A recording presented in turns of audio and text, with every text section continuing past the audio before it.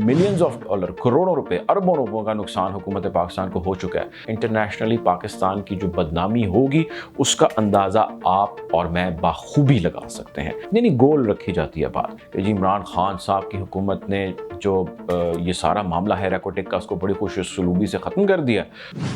अस्सलाम वालेकुम जी, मैं मुर्तज़ा डार, आप देख रहे हैं व्यूज़ मैटर। आज की स्टोरी बड़ी अहम है और ये वो स्टोरी है जिसका जिक्र अभी आप सुन तो लेंगे, लेकिन आने वाले दिनों में इसकी चीखो चिंगाड़ आपको बहुत ऊंची सुनाई देगी। बड़ी ज़बरदस्त किस्म की एक डेवलपमेंट है हमारे मुल्क के लिए, यकीनन एक बड़ी परेशानी की बात है और एक ब्रॉडशीट की इशू, एक स्टोरी, एक डेवलपमेंट है जिसको लेकर हम ऑलरेडी, आप, मैं, हर शख्स परेशान है कि हमें किस तरह डज पड़ी, किस तरह पाकिस्तान की हुकूमत का पैसा ज़ाया गया, किस तरह हम बेवकूफ़ बने और किस तरह हमें बेवकूफ़ एक शख्स ने बना दिया, उस शख्स के फ्रंट्समैन ने हमें बेवकूफ़ बना दिया।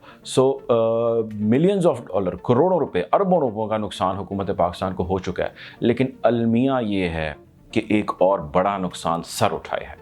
रेको डिक का जिक्र आपने सुना होगा कि दुनिया के 5वें बड़े ज़खायर बलोचिस्तान में दरियाफ्त हुए।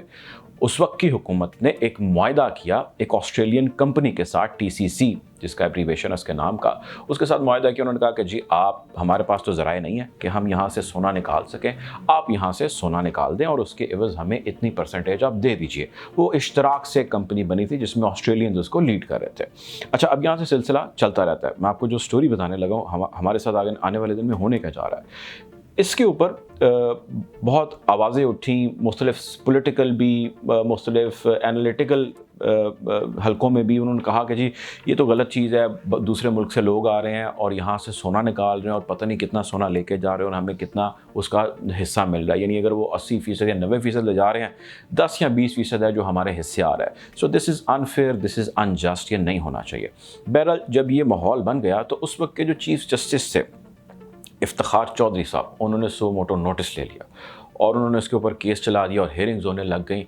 और उसकी अगर आप फाइंडिंग्स पढ़ें तो उसकी फाइंडिंग्स में आपको कहीं कोई सब्सटेंशियल रीजंस या स्ट्रॉन्ग रीजंस नहीं मिलते कि इनके साथ मुआहदा क्यों वायलेट किया गया या क्यों तोड़ा गया या क्यों ख़त्म किया गया। हुकूमत पाकिस्तान को इंस्ट्रक्शंस मिली सुप्रीम कोर्ट के चीफ जस्टिस साहब की जानिब से और एक ऐसी टेक्निकल रीज़न बताई गई जो आपकी मेरी समझ से बालातर है और वो बहुत ढूंढने से पता लगती है। अच्छा जी, ये मुआहदा इसलिए ख़त्म हुआ कि ये एक टेक्निकल रीज़न था जिसकी वजह से ये हमने पूरे का पूरा मिलियंस एंड बिलियंस का कॉन्ट्रैक्ट जो है वो हमने सबोताज कर दिया और हमने इससे बाहर निकल गए। मुख्तसर ये कि वो कंपनी जो थी रेको डिक वाले केस को लेकर चले गई आलमी अदालत में। आलमी अदालत ने फ़ैसला उस कंपनी के हक़ में दिया क्योंकि हमने कॉन्ट्रैक्ट किया तो हमने वायलेट कर दिया। उन्होंने कहा जी आप ये पाकिस्तान में तो कर सकते हैं लेकिन दुनिया में नहीं हो सकता।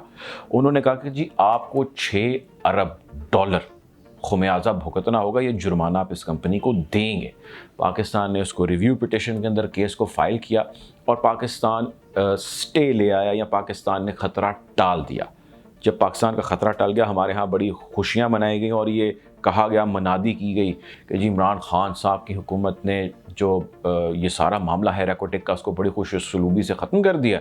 और देखिए आप, 6 बिलियन डॉलर की डल्स पड़ी थी और हमने ये किया और हमने वो किया।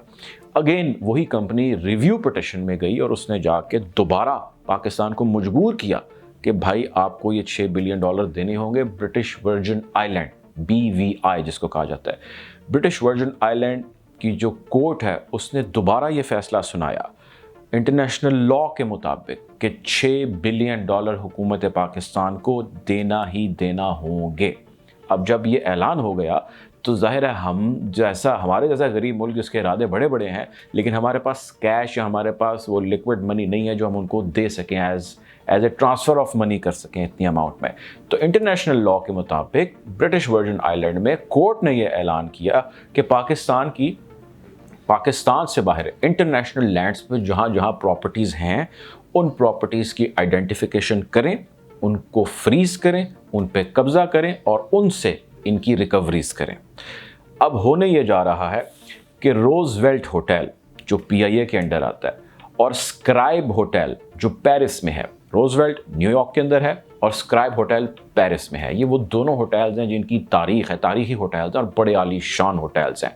एक होटल में वैसे मुझे जानने का इत्तेफाक हुआ जो रोजवेल्ट होटल है, बहुत खूबसूरत है, देखने से ताल्लुक़ रखता है, लेकिन ये एक यकीनन पाकिस्तान के लिए असासा है। अब ये जो रोजवेल्ट है, सिर्फ इसके हवाले से 1 मिनट में आपको थोड़ा ब्रीफ करता हूँ। ये वही होटल है जिसकी खबरें आपने माजी में कुछ दिन पहले या कुछ हफ्तों पहले भी सुनी होंगी कि ये बंद कर दिया गया, इसको बेचने लगे हैं, इसको सील कर दिया गया है।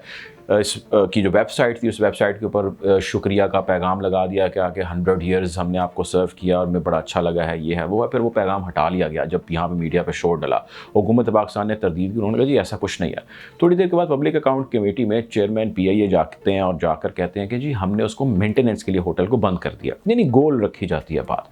अब लेटेस्ट जो रिसेंट खबर है उसके मुताबिक उसको सीज कर दिया गया ब्रिटिश वर्जिन आइलैंड की कोर्ट के फैसले के मुताबिक, और कहा गया कि जी इसकी नीलामी करें, इसको बेचें या इसको हैंड ओवर करें आप उस केस के एवज जो रेको डिक के अंदर पाकिस्तान ने वायलेशन किया। उन्होंने कहा जी इनका एक आपने होटल बंद किया, अब इनका दूसरा भी पकड़ें, और दूसरा होटल ने इन्होंने कहा कि जी पेरिस के अंदर जो स्क्राइब होटल है उसको भी बंद करें, उसको फ्रीज़ करें, वो होटल इनके हैंड ओवर करें, या आप उसके एवज जो बेच के मालियत आती है, पैसे आते हैं, वो आप इनके हैंड ओवर करें।